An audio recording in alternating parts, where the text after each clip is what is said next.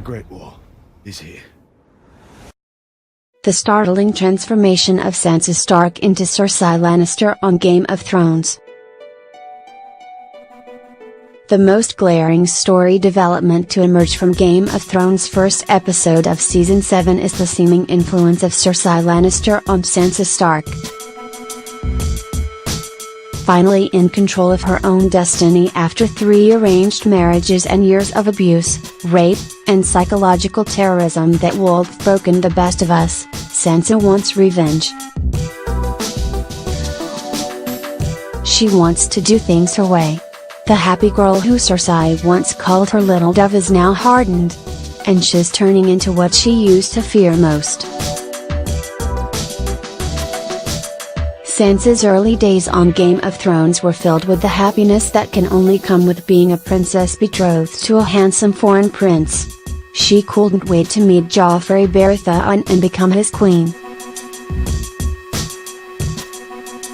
However, reality doesn't always cooperate with dreams, and Sansa soon learned her prince was a ruthless psycho unlike any the Seven Kingdoms had seen before. She also learned the Queen Mother wasn't much different. While Joffrey didn't show his true colors to Sansa until he orders her father Ned Stark's execution at the end of Season 1, Cersei manipulates the girl right away. She lies to make Sansa write a letter to her brother Robb asking him to bend the knee in fealty. She tells Sansa her father is a traitor and forces the girl into a position of weakness. Sansa stays there for years. Over those years, Cersei preys on Sansa but can't kill her because the Starks kidnap Jaime and hold him prisoner. If Sansa dies, Jaime dies. During that time, Sansa develops a phony politeness to stay under the radar, but Cersei is always present. She's the biggest adult influence in Sansa's life during that time, and they inevitably interact. Cersei gives Sansa her first real cup of wine while they wait at the Battle of Blackwater Bay, and the Queen Mother teaches her while insulting her also. When Sansa leads the other women in prayer, Cersei calls the little fool over and tells her that praying for the gods' mercy is fruitless since they have none. Cersei also doesn't hide her disdain for the other women. I should have been born a man. She tells Sansa. I'd rather face 1,000 swords than be shut up inside with this flock of hens.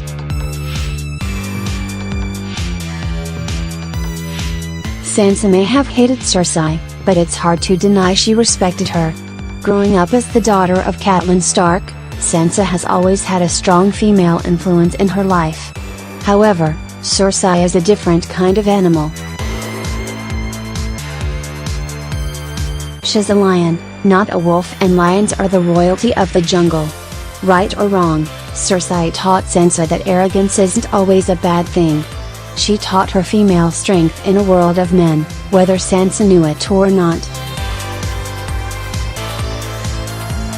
And she taught her to vanquish her enemies, that mercy is for the weak, and that women don't all have to cower in the dark when death calls. Years later, now that Sansa is on her own in the world, we're starting to really get to know her. She showed strength in Season 6 by escaping Ramsay Bolton and finding Jon Snow at Castle Black. Soon, she was influencing Littlefinger to summon the Knights of the Vale to the Battle of Winterfell. Her strategic maneuvers won the North for her cousin Jon, and she's now in a position of power beside him. She hasn't been afraid to speak her mind, and she has one of the greatest warriors in Westeros protecting her, Brienne of Tarth. Sansa's recent success has invigorated her. In the premiere episode of Season 7, she publicly challenges the newly minted King of the North over what to do with the last Hearth and Carold, the castles belonging to 2 traitorous northern families. Sansa wants to give them to loyalists, but Jon disagrees, saying I'm not going to strip these families of their ancestral homes because of the crimes of a few reckless sons. Immediately, the two viewpoints are at opposite ends. Jon wants to fortify what's been broken and Sansa simply wants short-term vengeance. She doesn't want to reward the loyal families, she wants to punish the traitors even more, despite the fact they're all dead. This line of thinking is Lannister-esque. Cersei is the queen of vengeance and Sansa even admits she learned a great deal from her when she and Jon talk after the meeting. Sansa tells Jon, "If you're her enemy, she'll never stop until she's destroyed you. Everyone who's ever crossed her, she's found a way to murder." Jon's reply speaks volumes. "You almost sound as if you admire her."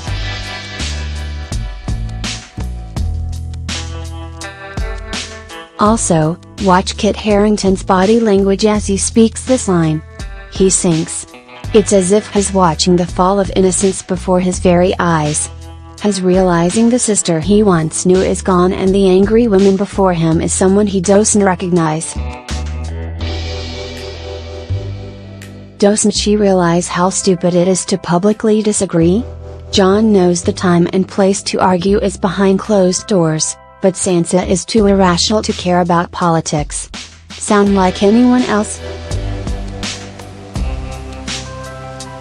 Sansa's newfound brashness will only alienate Jon and it seems that's where we're headed. Their sibling rivalry will be a major conflict this season. And Cersei is at the heart of it. Sansa even looks like Cersei now. She styles her hair in Lannister fashion in the premiere and even stands like Cersei, hands crossed in front. During a quick conversation with Littlefinger, Sansa doesn't even look at him, just as Cersei wouldn't. What's the end game here? Sansa is going to die. It's sad to admit, but this new development does not bode well for her future. Game of Thrones is a show that exists in the gray. Nothing is black and white, except the House of Black and White. Sansa has been a good character for 6 seasons now, but she was always a child and never allowed to be herself. Who's to say she can't turn to the dark side now that we're near the end? Narratively, there's only so much room for these characters. What would Sansa's place be in a war against the Night King? She's a survivor, but turning her into Cersei cements her fate as one and the same and Cersei is going down.